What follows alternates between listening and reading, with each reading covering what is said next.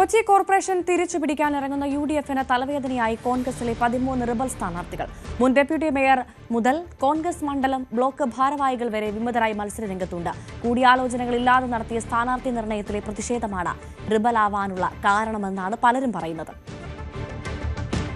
സ്ഥാനാർത്ഥി പട്ടികയിൽ നിന്ന് പിൻവലിക്കാനുള്ള സമയമെല്ലാം പൂർത്തിയാകുമ്പോൾ കൊച്ചി കോർപ്പറേഷനിൽ മാത്രം ഏതാണ്ട് കോൺഗ്രസിന് വലിയ രീതിയിലേക്ക് വിമത സ്ഥാനാർത്ഥികൾ റിബൽ സ്ഥാനാർത്ഥികൾ ഉണ്ടാകുന്ന കാഴ്ചയാണ് കണ്ടത്. ഇത്തവണ ഒരു കൗൺസിലിംഗ് നടത്തി കുറയ്ക്കുമെന്ന് പറഞ്ഞെടുത്ത് ഇപ്പോൾ തന്നെ ഏതാണ്ട് 9ഓളം പേരാണ് ഉണ്ടായിരിക്കുന്നത്. ഇവരെല്ലാം തന്നെ മത്സരരംഗത്ത് ഉറച്ചു നിൽക്കുമെന്ന് പ്രഖ്യാപിക്കുകയും ചെയ്യുന്നു. ഒപ്പം അവരെല്ലാം കോൺഗ്രസ് ഭാരവാഹിത്വങ്ങളിൽ ഉണ്ടായിരുന്നവരാണ്, മുൻ കൗൺസിലർമാരാണ്. നമുക്കൊപ്പം ജോസഫ് അലക്സ് ചേരുന്നു. അദ്ദേഹവും ഇത്തവണ മത്സരരംഗത്തുണ്ട്, പക്ഷേ വിമത സ്ഥാനാർത്ഥിയായി മത്സരിക്കുന്നു എന്നതാണ്. ഇങ്ങനെ വരാനുള്ളൊരു സാഹചര്യം എന്താണ്? 100% അർഹതയുള്ള ഒരാളാണ്. ഞാൻ ഡിവിഷനിലെ മുൻ കൗൺസിലറാണ്, UDF ചെയർമാനാണ്. എനിക്ക് 100% സീറ്റ് എനിക്ക് തന്നെയാണ് എന്നാണ് എന്നോട് പറഞ്ഞിരുന്നത്. തെരഞ്ഞെടുപ്പ് പ്രവർത്തനങ്ങളുമായി മുന്നോട്ട് പോകുവാൻ തന്നെയാണ് എന്നോട് പറഞ്ഞിരുന്നത്. ഇതിപ്പോൾ ജനറൽ സീറ്റിലാണോ? ജനറൽ സീറ്റിലാണ്. വനിതാ സ്ഥാനാർത്ഥിയാണ് മത്സരിക്കുന്നത്. മുൻ കൗൺസിലറും കൂടിയാണ് അവർ. ഒരു കഴിഞ്ഞ 15 വർഷക്കാലമായി 3 ടേം അവർ കൗൺസിലറാണ്. 2 പ്രാവശ്യം അവർ സ്റ്റാൻഡിംഗ് കമ്മിറ്റി ചെയർമാനാണ്. അതുപോലെ തന്നെ അവർക്ക് അദ്ദേഹത്തിൻ്റെ ഹോം ഡിവിഷൻ അടക്കം 3 സീറ്റുകൾ തൊട്ടടുത്തുണ്ട്. പക്ഷേ ഒരു പിടിവാശിയുടെയോ ഏതോ വെട്ടിനിരത്തിൻ്റെയോ ഭാഗമായിട്ട് അവരിവിടെ തുടരുകയാണ്.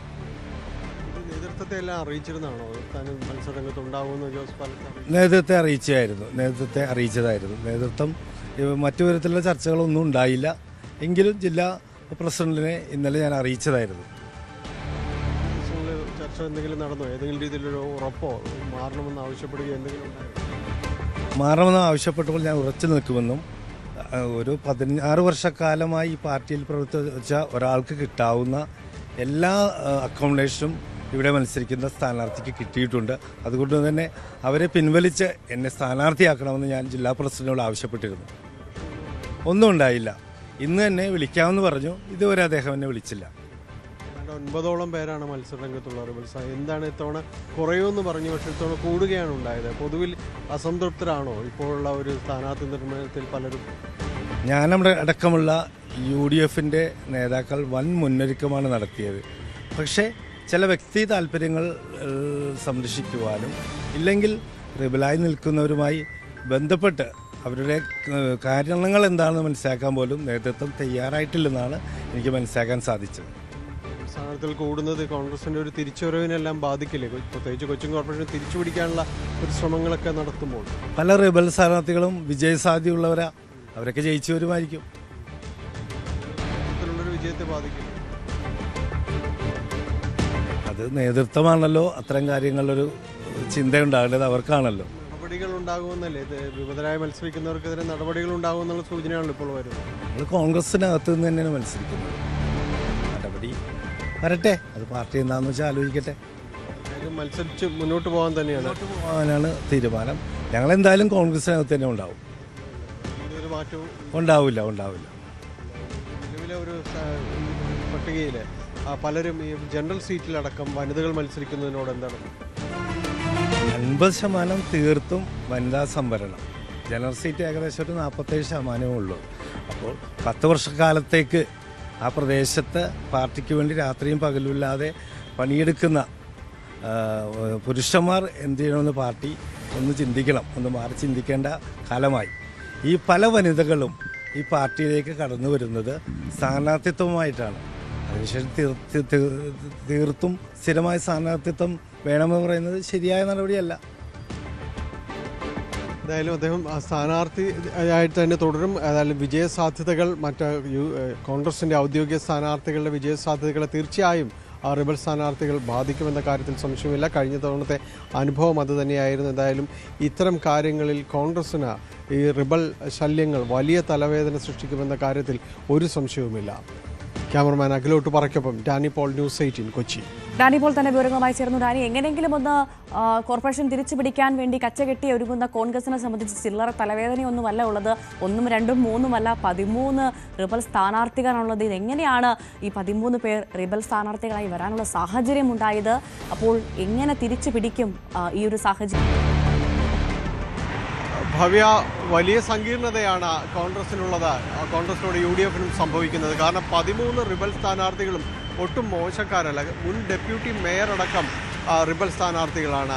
2 സിറ്റിംഗ് കൗൺസിലർമാർ റിബൽ സ്ഥാനാർത്ഥികളായിരുന്നു. ഇപ്പോൾ സംസാരിച്ച ജോസഫ് അലക്സ് മുൻ കൗൺസിലറാണ്, അദ്ദേഹം റിബൽ സ്ഥാനാർത്ഥിയായവർ. അങ്ങനെ ഈ നിൽക്കുന്ന 13 പേരും ആ വാർഡിൽ നല്ല രീതിയിൽ വോട്ട് വാങ്ങിക്കാൻ കഴിവുള്ളവരാണ്. ചിലരെങ്കിലും ജയസാധ്യതയുള്ളവരാണ്. ഓർക്കുക, കഴിഞ്ഞ വർഷം ഏതാണ്ട് 4ഓളം കോൺഗ്രസ് റിബൽ സ്ഥാനാർത്ഥികൾ വിജയിച്ച് കയറി അവർ ഇടതുമുന്നണിക്കൊപ്പം നിൽക്കുന്ന ഒരു കാഴ്ച കൂടി നമ്മൾ കാണേണ്ടി വന്നു. ആ ഒരു അവസ്ഥ ഇത്തവണ ഉണ്ടാകില്ല എന്ന് കരുതി നേരത്തെ തന്നെ ഒരുക്കങ്ങളെല്ലാം പൂർത്തിയാക്കിയതാണ്. പക്ഷേ തിരിച്ചടിയാണ് ഫലം. 13 പേരാണ് ഉണ്ടായിരുന്നത്. ഇതൊരു 15 അതിലേറെ വരികയായിരുന്നു. അവസാനം ചർച്ചകൾ നടത്തിയാണ് ഇത്രയെങ്കിലും ഒതുക്കി തീർക്കാൻ കഴിഞ്ഞത്. പക്ഷേ എല്ലാവർക്കും പൊതുവിൽ വലിയ പ്രതിഷേധം നിലനിൽക്കുന്നു എന്നതാണ്. അതിൽ പലരും തന്നെ പറയും, നേരത്തെ സംസാരിച്ച ജോസഫ് അലക്സ് പറഞ്ഞതുപോലെ ജനറൽ സീറ്റിൽ അടക്കം വനിതകൾക്ക് നൽകുമ്പോൾ അവിടെ ഉണ്ടായിരുന്നവർ കൂടി എന്ത് ചെയ്യുമെന്ന് പാർട്ടി തന്നെ പറയണം. കാരണം പല മുൻ കൗൺസിലർമാരും ഇതേ രീതിയിൽ തന്നെ പുറത്താക്കപ്പെടുകയാണ് ഉണ്ടായത്. ഏതായാലും ഇത്തവണ വനിതാ സംവരണമാണ്.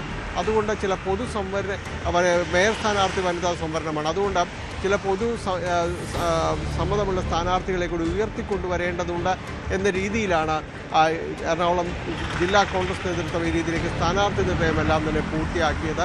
എങ്കിലും പരാതികൾ നിലനിൽക്കുന്നു. ആ പലരുടെയും അടുപ്പക്കാർക്ക് സ്ഥാനാർത്ഥിത്വം നൽകിയെന്ന പരാതിയെല്ലാം നിലനിൽക്കുന്നു. അതിൻ്റെ പ്രതിഫലനമാണ് ഇപ്പോൾ അവശേഷിക്കുന്ന 13 റിബൽ സ്ഥാനാർത്ഥികൾ. വലിയ രീതിയിലുള്ള പ്രതിഷേധം ഈ പ്രവർത്തകർക്കിടയിൽ നിലനിൽക്കുന്നുണ്ട്. ഇത്തവണ വിമതരുണ്ടാകില്ല എന്നതെല്ലാം പറഞ്ഞ വാക്കുകളെല്ലാം തന്നെ അത് ഇല്ലാതായിരിക്കുന്നു. കൂടുതൽ വിമത സ്ഥാനാർത്ഥികൾ ഉണ്ടാകുന്നൊരു കാഴ്ചയാണ് ഇത്തവണ കാണുന്നത്. ഈ കാര്യങ്ങളും കണക്കെടുപ്പുമെല്ലാം കോൺഗ്രസിന് വലിയ സങ്കീർണതയാണ് കൊച്ചി കോർപ്പറേഷനെ സംബന്ധിച്ചിടത്തോളം നൽകുക. പ്രത്യേകിച്ച് ഏതാണ്ട് 74 പകുതിയിലധികം വാർഡുകളിൽ 2020 കൂടി മത്സരരംഗത്തിന് ഇറങ്ങുന്നുണ്ട്. അപ്പോൾ വോട്ട് ശതമാനം ആരുടേതാണ് വീടിച്ചു പോവുക എന്നതെല്ലാമാണ് ഉറ്റുനോക്കുന്നത്. വലിയ പ്രതിസന്ധികൾക്കിടയിലാണ് ജില്ലാ കോൺഗ്രസ് നേതൃത്വമുള്ളത്. കൂടുതൽ വിമത സ്ഥാനാർത്ഥികളും അവർക്ക് തന്നെയാണ് ഉള്ളത്. ഭവ്യ, ശരി, ഡാനി പോളാണ് വിവരങ്ങൾ നൽകിയത്.